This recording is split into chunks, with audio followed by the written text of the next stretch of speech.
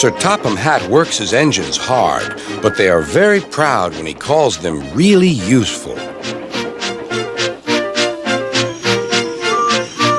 "I'm going to the scrapyard today," Edward called to Thomas. "What, already? You're not that old," replied Thomas cheekily. Thomas was only teasing.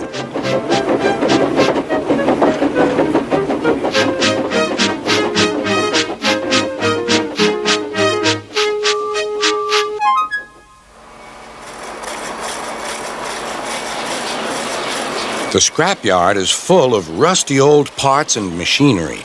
They're broken into pieces, loaded into cars, and Edward pulls them to the steelworks where they are melted down and used again.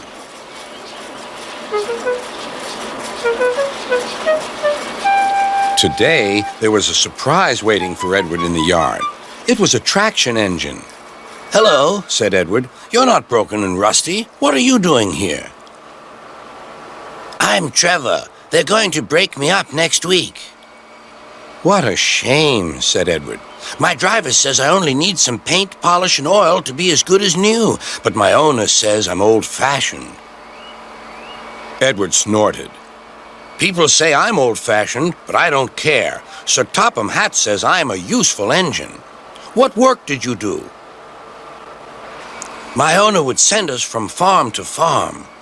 We threshed corn, hauled logs, and did lots of other work.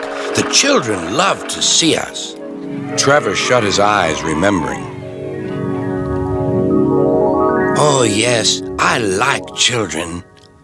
Edward set off for the station. "Broken up, what a shame. Broken up, what a shame. I must help Trevor, I must."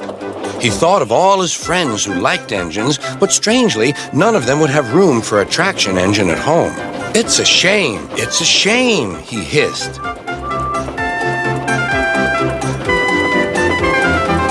Then, beep, beep.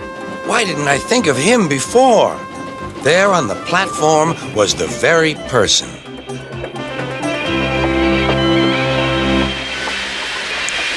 "Hello, Edward. You look upset." "What's the matter, Charlie?" he asked the driver. "There's a traction engine in the scrapyard, Vicar. He'll be broken up next week. Jem Cole says he never drove a better engine." "Do save him, sir. He saws wood and gives children rides." "We'll see," replied the vicar.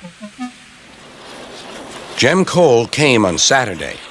"The Reverend is coming to see you, Trevor. Maybe he'll buy you." "Do you think he will?" asked Trevor. "He will when I've lit your fire and cleaned you up."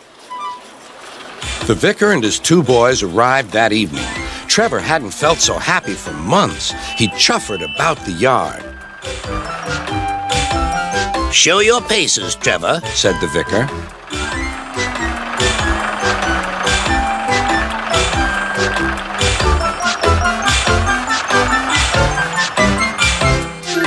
Later, he came out of the office smiling.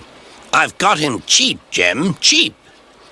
"Do you hear that, Trevor?" cried Jem. "The Reverend saved you, and you'll live at the vicarage now." "Beep, beep," whistled Trevor. Now Trevor's home is in the vicarage orchard, and he sees Edward every day.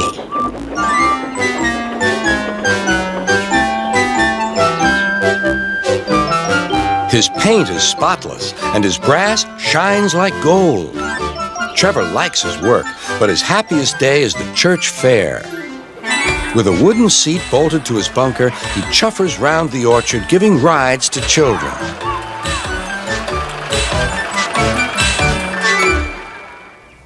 Long afterward, you'll see him shut his eyes, remembering.